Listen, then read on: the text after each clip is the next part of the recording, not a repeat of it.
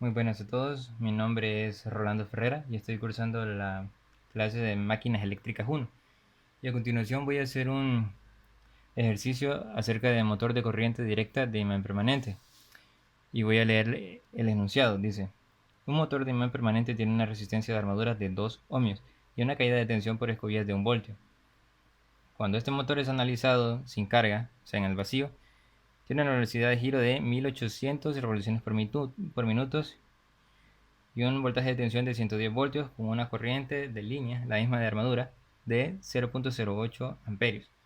Determine, inciso A, la constante de par de torsión, inciso B, la eficiencia de la máquina cuando al colocar una carga, este gira a 1650 revoluciones por minuto, con un voltaje en las terminales de 105 voltios.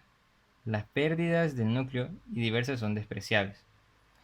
Bueno, entonces a continuación vamos a sacar los datos para encontrar la constante de par de torsión, ¿verdad? Nos dice que el voltaje en las escobillas es de 1 voltio. La resistencia de armadura es de 2 ohmios. La corriente de armadura es de 0.08 amperios. Y el voltaje en las terminales es de 110 voltios. Y gira a 1800 revoluciones por minuto. Ok. Vamos a dibujar el equivalente del circuito eléctrico de este motor.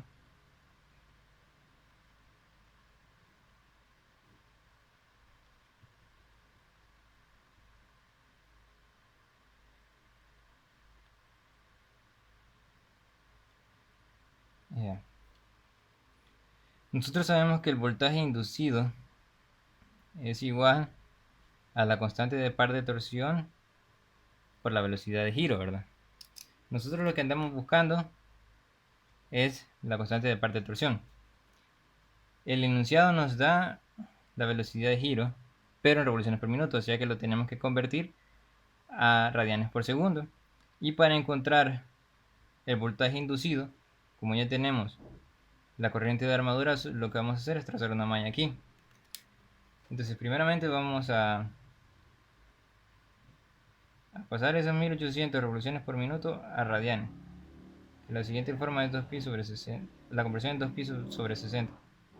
Yo ya hice mis cálculos aparte y tengo que me da 188.5 radianes sobre segundo. Y para encontrar, dijimos, el voltaje inducido es de aplicar una malla menos el voltaje inducido más el voltaje en las escobillas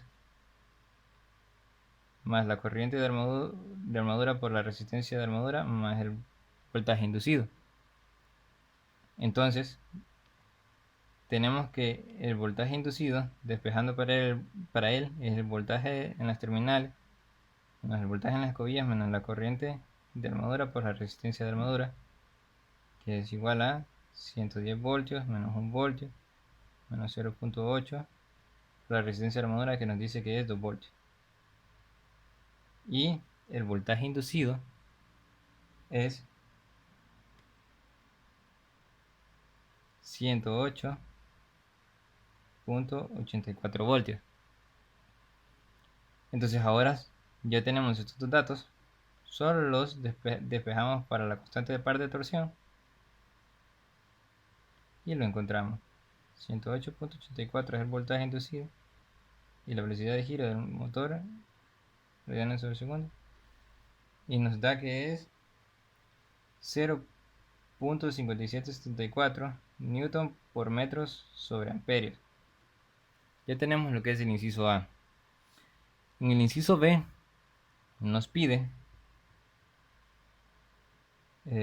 la eficiencia. Sabemos que la eficiencia es igual a la potencia de salida sobre la potencia de entrada.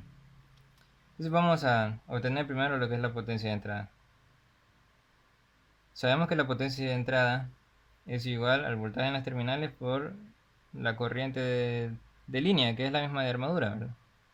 Si nos fijamos aquí es la misma. Entonces, este inciso nos da unos datos que ya es con carga, que el motor gira a 1650 revoluciones por minuto y un voltaje en las terminales de 105 voltios. Pero no tenemos la corriente de armadura. Entonces lo que vamos a hacer es tirar esta misma malla y el voltaje inducido lo vamos a encontrar de la forma multiplicando la constante de parte de torsión por la velocidad de giro. Si bien ya vemos, tenemos la velocidad de giro y la constante de parte de torsión es la misma en todo momento. Ese es el diseño de la máquina. No importa si es en el vacío o con carga, siempre va a ser la misma. Eso no cambia. Entonces tiramos nuestra malla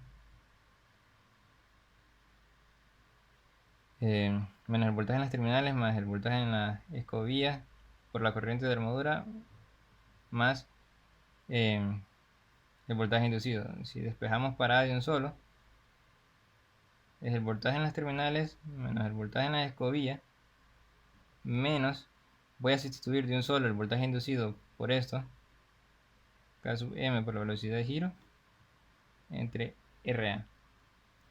Tengo que pasar mi velocidad de giro a radianes sobre segundo, 2 pi entre 60 habíamos dicho.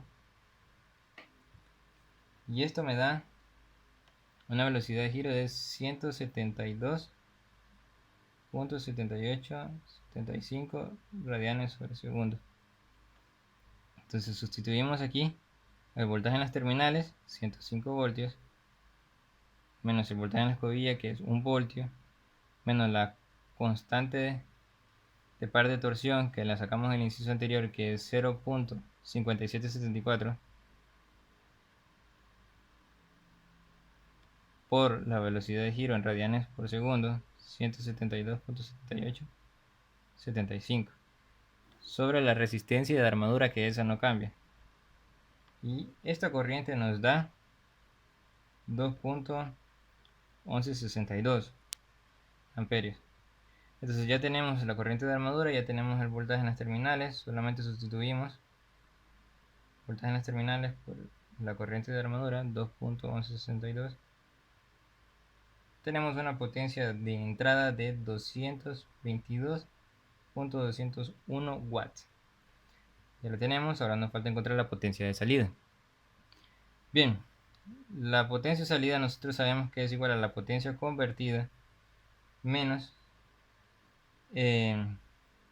las pérdidas provocadas por el voltaje en las escobillas por la corriente de armadura, menos las pérdidas en el núcleo, menos las pérdidas rotacionales, menos las pérdidas misceláneas, ¿verdad?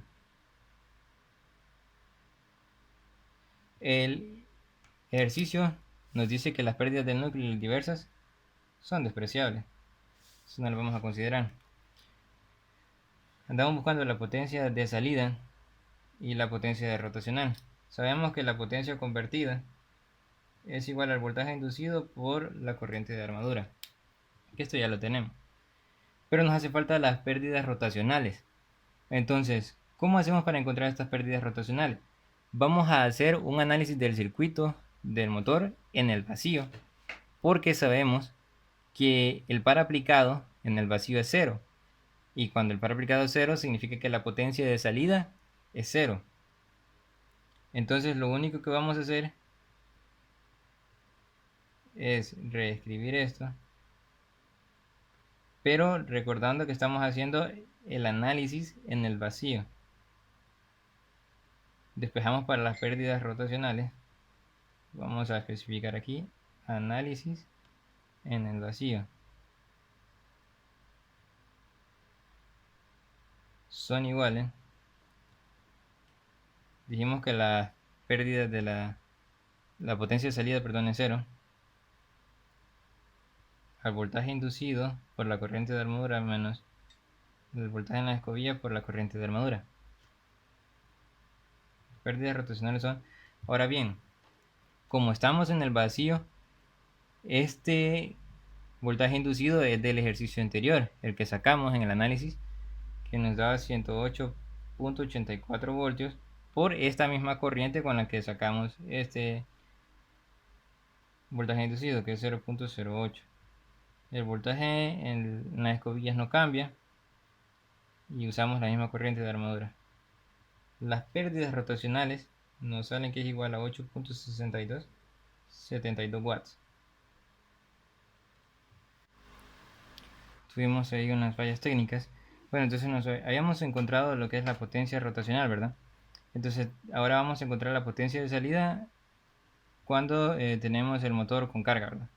Entonces el voltaje inducido es igual a la constante de par de torsión por la velocidad de giro por la corriente de armadura menos el voltaje en las escobillas por la corriente de armadura menos las pérdidas rotacionales, que ahora sí ya las tenemos.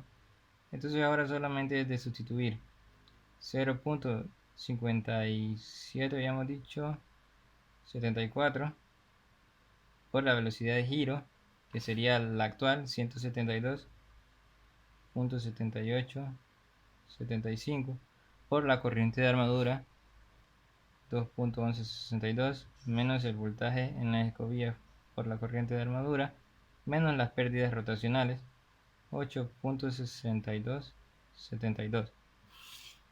Al hacer esta operación tenemos que la potencia de salida es igual a 200.38 watts.